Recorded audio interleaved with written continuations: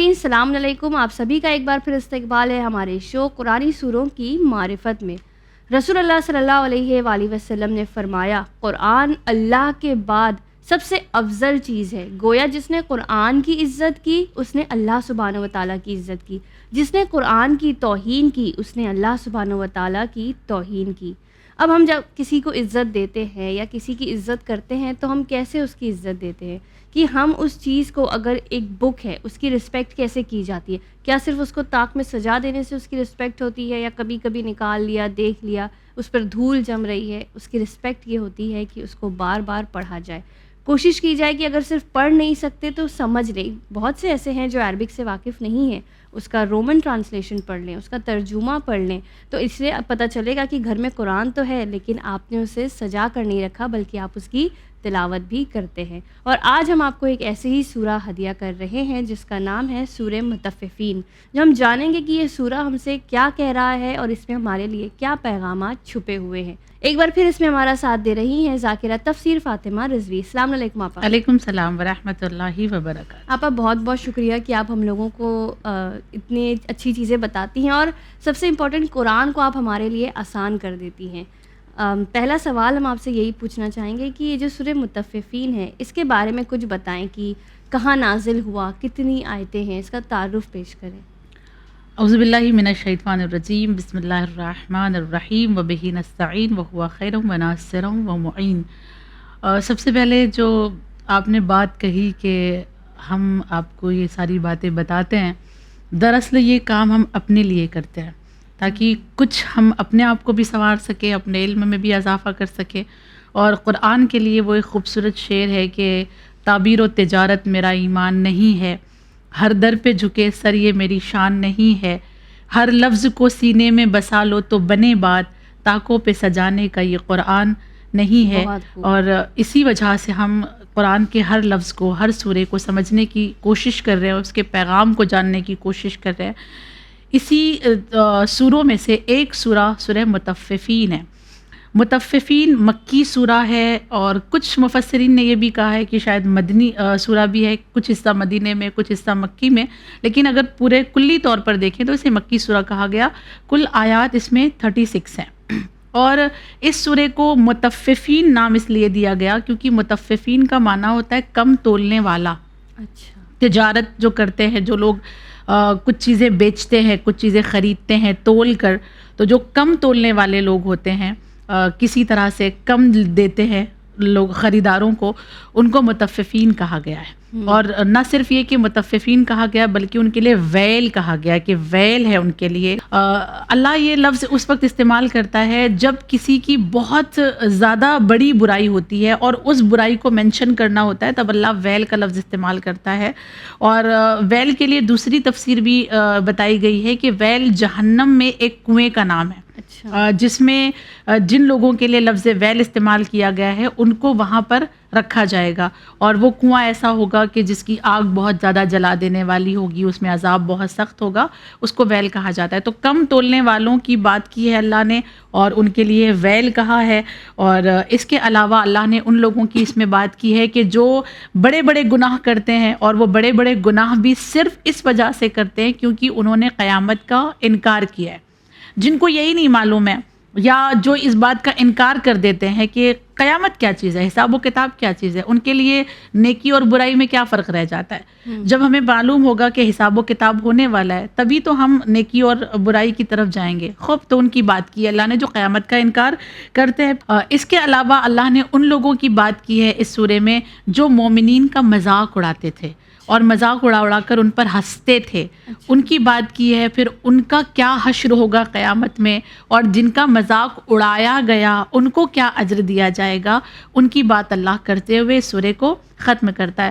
سورے کی شان نزول بھی بیان کی گئی ہے، اور شان نزول کو ابن عباس نے اس طرح سے نقل کیا کہ جب نبی گئے ہجرت کر کے مدینے تو انہوں نے یہ دیکھا کہ بہت سارے تاجر ایسے ہیں کہ جو تولنے میں بڑی کوتاہی کرتے ہیں اور جان بوجھ کر کم تول کر دیتے ہیں، جب خود خریدتے ہیں تو برابر لیتے ہیں، اپنا حصہ اپنا حق وہ پوری طرح سے لیتے ہیں، لیکن جب ان کے پاس کوئی خریدنے کے لیے آتا ہے تو وہ کم تول کر دیتے ہیں، کم وزن کر کے دیتے ہیں ان کو. اور جب نبی کو یہ پتہ چلا تو نبی نے ان لوگوں کو تنبیہ کی اور یہ سورہ نازل ہوا. نبی نے آیات کو سنانے کے بعد ایک حدیث نقل کی اور فرمایا کہ 5 چیزیں ایسی ہیں جو 5 چیزوں کی وجہ سے ہوتی ہیں، جس میں سب سے پہلا یہ ہے کہ اللہ جو ہے کسی کے اوپر اس کے دشمن کو تب تک مسلط نہیں کرتا جب تک اس نے کوئی وعدہ خلافی نہ کی ہو، عہد شکنی نہ کی ہو. عہد شکنی کرتا ہے تو اللہ اس کے دشمن کو اس پر مسلط کر دیتا ہے.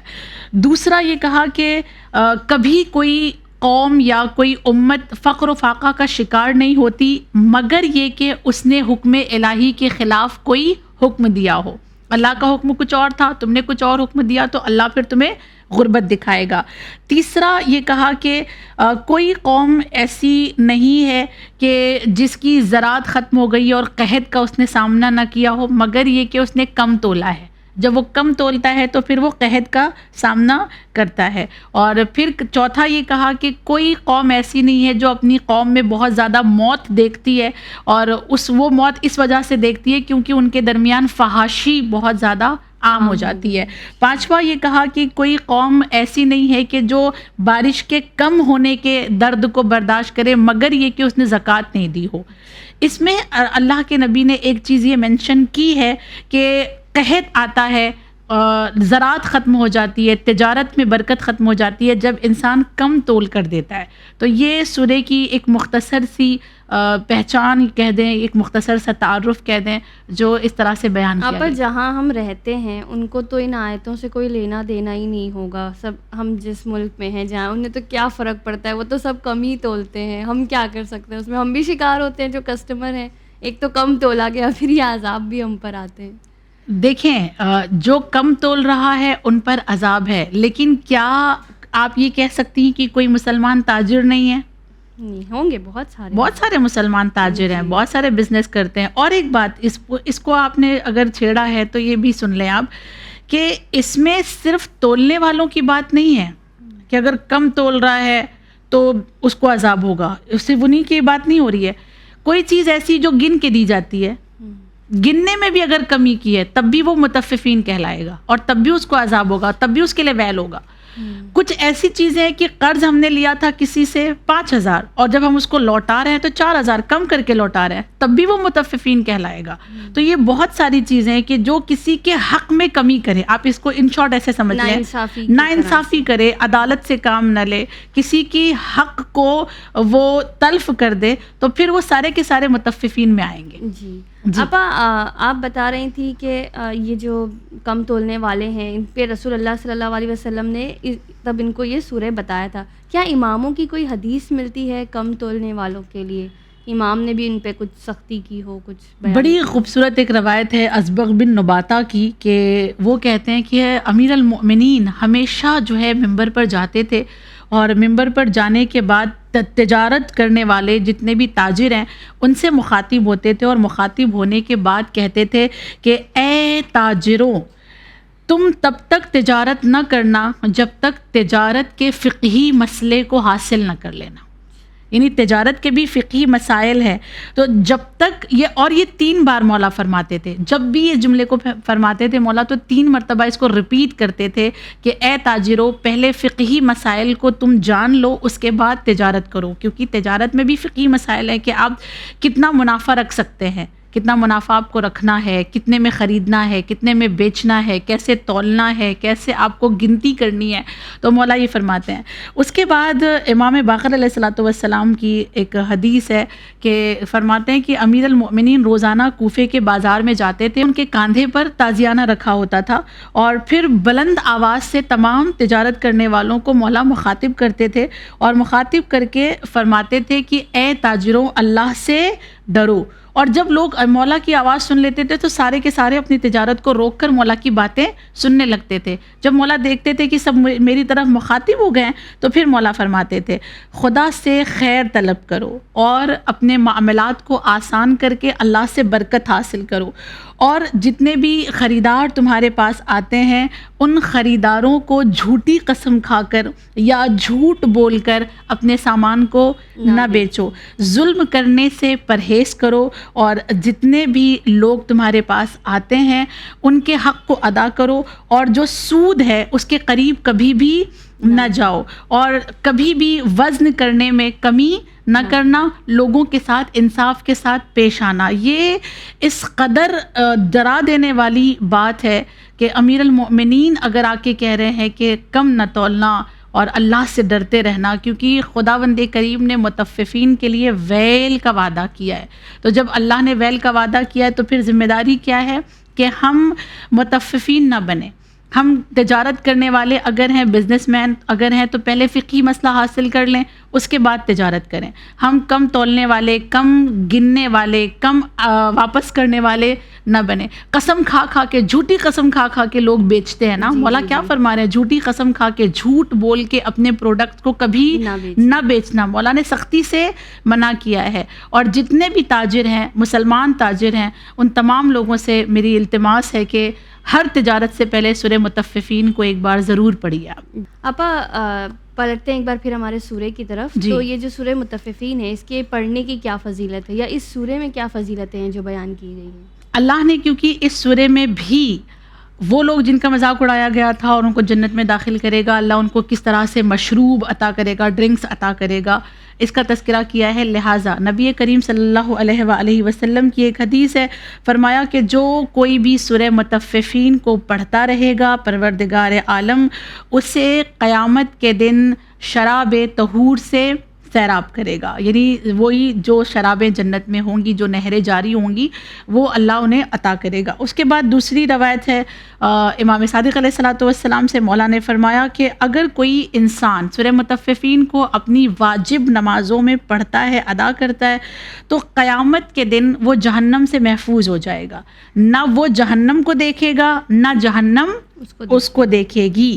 تیسرا یہ کہا گیا اس کا جو اجر ہے وہ یہ کہ اگر کوئی اس سورے کو پڑھتا ہے تو اس کے دل کے درد, رنج اور غم ختم ہو جاتے ہیں. اگر کوئی بہت محزون ہے اور بہت غم میں ہے, کسی نے دل دکھایا ہے, کسی نے مذاق اڑایا ہے, تو اس موقع پر جب دل دکھتا ہے نا کہ اللہ میرا تو مذاق بن گیا, اللہ میں تو اس محفل میں ذلیل ہو گئی, ہاں اگر ایسا محسوس ہو تو فوراً سورہ متففین کو پڑھو. روایات یہ کہتی ہے دل کو سکون مل جائے. جو ایکچولی اگر جو زیادہ کر ڈپریشن کے شکار لوگ ہوتے ہیں, جو یہ محسوس کرتے ہیں کہ ہم ڈپریشن میں, تو وہ پڑھ سکتے ہیں. ہاں انہیں پڑھنا چاہیے, انہیں سورہ متففین کو جب بھی ایسا لگے. وہ ایک ہوتا ہے نا جس کو ایک لفظ کہتے ہیں احساس کمتری, جب احساس کمتری ہونے لگے نا تب اس سورے کو ضرور ایک بار پڑھ لیں. اللہ دل کو بڑا سکون دیتا ہے. اس کے علاوہ کہا گیا کہ اس سورے کو پڑھنے والے جو حشرات ہوتے ہیں, زمین کے کیڑے مکوڑے جو ہوتے ہیں, وہ کبھی ان کو نقصان نہیں پہنچاتے سورہ متففین پڑھنے والوں کو.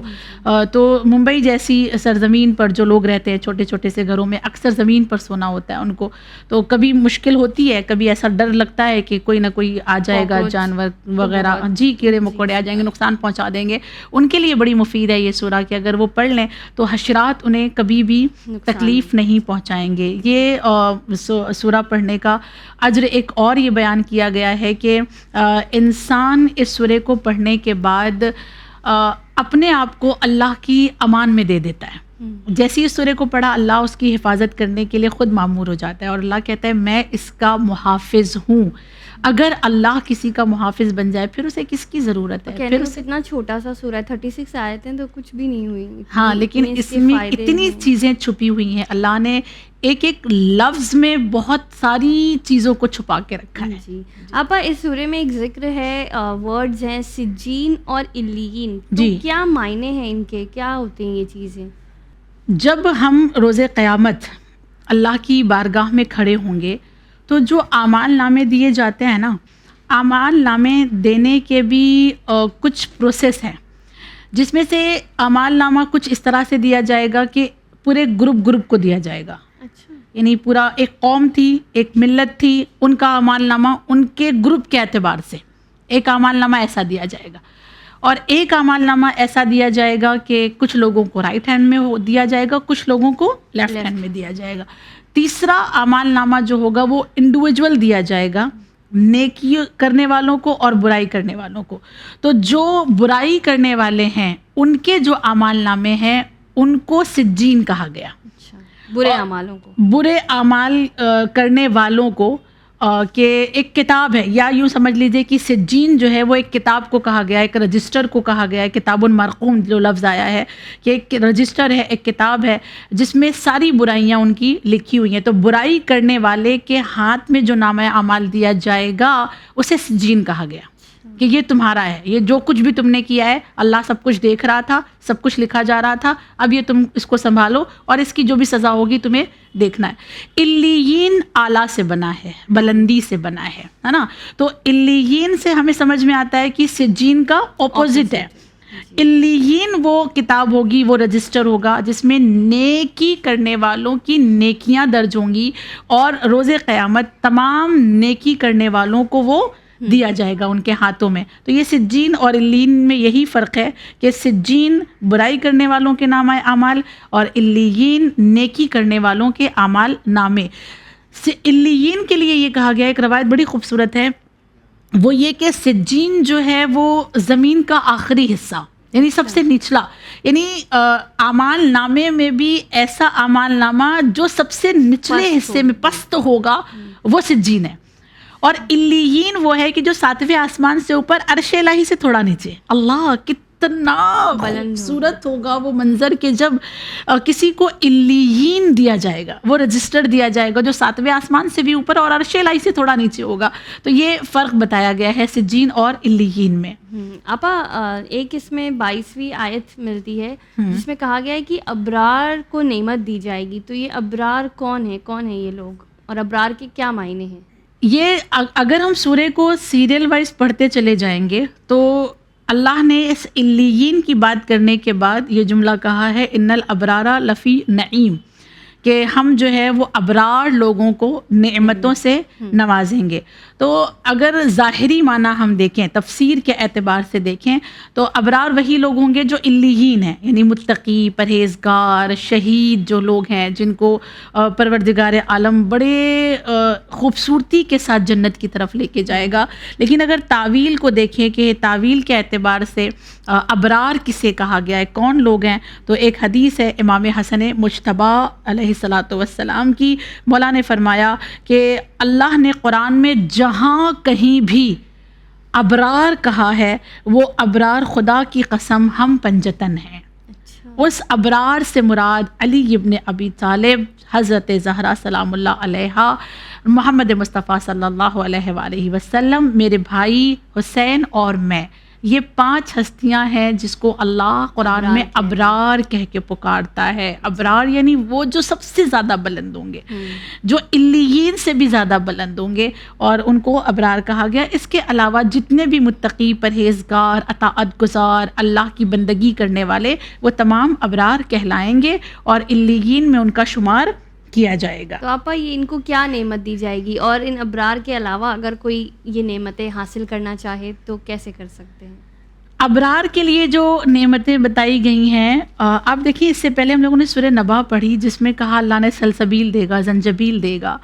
اس میں کچھ الگ طرح کی اللہ شرابوں کی بات کر رہا ہے، جو جنت میں شراب عطا کی جائے گی۔ اس میں خداوند کریم نے سب سے پہلی جو شراب کا نام لیا ہے تسنیم، کہ ان کو تسنیم دیا جائے گا۔ دوسری جو شراب کا نام لیا ہے وہ کہا رحیق دی جائے گی، اور وہ رحیق بھی کیسی ہوگی؟ مختوم ہوگی۔ مختوم کہتے ہیں بالکل پیک، سیل پیک جسے کہتے ہیں، بالکل بند، ایک دم نیا، جس کو کسی نے ٹچ نہیں کیا ہو۔ آسان لفظوں میں اس کو ان ٹچ سمجھ سکتے ہیں کہ ایک ایسے برتن میں ان کو دیا جائے گا جو سیل ہوگا، اور وہ جو سیل بھی ہوگا وہ مشک اور عنبر سے ہوگا، یعنی جیسی اس کو اوپن کیا جائے گا تو وہ خوشبو پورے جنت میں جو ہے وہ پھیل جائے گی۔ یہ ان کو دیا جائے گا، رحیق مختوم ان کو دیا جائے گا ابرار کو، اور ان کو تسنیم سے نوازا جائے گا، یہ جام ان کو دیے جائیں گے۔ اور اس کے علاوہ ابرار اور علیین کے علاوہ بھی کچھ لوگ ہیں جن کو رحیق مختوم مل سکتا ہے، جن کو تسنیم مل سکتا ہے۔ وہ کون لوگ ہیں کہ جن کو ملے گا؟ ایک بڑی خوبصورت روایت ہے جس میں خود نبی کریم نے امیر المؤمنین سے فرمایا کہ یا علی، وہ لوگ جنہوں نے دنیا میں اللہ کے لیے دنیا کی شراب کو ترک کر دیا ہے، اللہ انہیں روز محشر رحیق مختوم دے گا۔ اس کے بعد کنٹینیو کر رہے ہیں، کنٹینیو کرنے کے بعد یہ کہا یا علی، جانتے ہو اگر اس نے اللہ کے لیے شراب کو نہیں چھوڑا بلکہ اس نے اپنے لیے چھوڑا ہے، مثال کے طور پر اس کی صحت خراب ہو رہی تھی، اس کی جان جانے والی تھی، اور اس وجہ سے بھی اگر اس نے شراب کو چھوڑ دیا ہے تب بھی اللہ اسے رحیق مختوم عطا کرے گا۔ سبحان اللہ، کتنا کریم ہے وہ رب۔ دوسرے مقام پر یہ کہا گیا، روایت میں کہا گیا کہ اگر کسی کو رحیق مختوم چاہیے تو کہا پیاسے کو پانی پلاؤ، جس نے بھی پیاسے کو پانی پلایا ہے اسے رحیق مختوم عطا کیا جائے گا۔ تیسرا وہ ہے جس کو رحیق مختوم اور تسنیم ملے گا، وہ گرمی کے دن روزہ رکھنے والے ہیں۔ مولا فرماتے ہیں کہ جو گرمیوں کے روزے رکھتے ہیں اللہ انہیں روز محشر رحیق مختوم اور تسنیم جیسے شراب طہور سے نوازے گا۔ جی بہت خوب۔ آپا آخر میں بتائیں کہ یہ سورہ ہم لوگوں کو کیا پیغام دے رہا ہے، کس طرح ہم اس کو عمل میں لا سکتے ہیں؟ اس کو ہم اس طرح سے سمجھتے ہیں کہ آیت نمبر 29 جو اس میں ہے اس کی شان نزول ہے کہ اللہ نے یہ کہا کہ جو لوگ ہیں وہ بدکار جو لوگ ہیں وہ مومنین کا مذاق اڑاتے تھے۔ تو اس میں یہ کہا گیا کہ ایک مرتبہ امیر المؤمنین جو ہے وہ اپنے ساتھیوں کے ساتھ گزر رہے تھے، تو دوسرے جو ان کے دشمن تھے انہوں نے ان کا مذاق اڑایا اور ان کے اوپر ہنسے، اور ان کے عقیدے پہ ہنستے تھے، ان کے لباس پہ ہنستے تھے، اللہ، ان کے پھٹے ہوئے لباس، ان کے پھٹے ہوئے جوتے، ان کی بھوک پر وہ لوگ ہنستے تھے، مذاق اڑاتے تھے۔ ان لوگوں کے لیے یہ سورہ نازل ہوئی ہے۔ اور کچھ روایت یہ کہتی ہے آیت نمبر 29 سے جو الی آخر جو آیات ہیں وہ ان لوگوں کے لیے نازل ہوئی جیسے ابو جہل تھا، ولید ابن مغیرہ تھا، عاص ابن وائل تھا، جن لوگوں نے جناب بلال اور جناب عمار کی غربت کا مذاق اڑایا تھا، ان کی غریبی پہ ہنسے تھے۔ ان کا مذاق اڑاتے ہوئے جب انہوں نے ان کا دل دکھایا تو اللہ نے ان آیات کو نازل کیا۔ ان آیات کا سب سے بڑا پیغام یہ ہے کہ اگر مومنین کا مذاق بدکار اڑاتے ہیں اس دنیا میں تو اللہ پھر مومنین کو جنت میں وہ درجہ دے گا کہ مومنین جنت میں رہ کر ان بدکاروں کا مذاق اڑائیں گے، اور پھر ان مومنین کو اللہ جنت کے پلنگ پہ بٹھائے گا، اور جنت کا جو تخت ہوگا وہ ایسا ہوگا جیسے شاہی تخت ہوتے ہیں، اس پر بیٹھ کر وہ بدکاروں کا انجام دیکھ رہے ہوں گے، اور پھر یہ لوگ ان پر ہنس رہے ہوں گے، ان کا مذاق اڑایا جائے گا جنت میں، یہ مومنین مذاق اڑائیں گے۔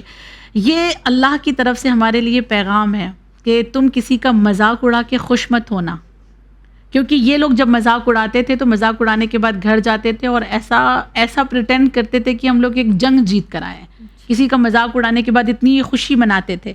اللہ کہہ رہا ہے کہ تم دنیا میں مومنین کا مذاق اڑانے کے بعد خوش مت ہونا، اس لیے کہ اس کا بدلہ اللہ قیامت میں لے گا، اور وہ بدلہ کیسے لیا جائے گا اس کے لیے نبی کریم کی ایک روایت ہے کہ نبی فرماتے ہیں کہ سارے مومنین جن کا مذاق اڑایا گیا تھا ان کو اللہ جنت کے تخت پر بٹھا دے گا، اور سامنے جو ہے بالکل اپوزٹ سائڈ پر جہنم کا منظر ان کے سامنے ہوگا۔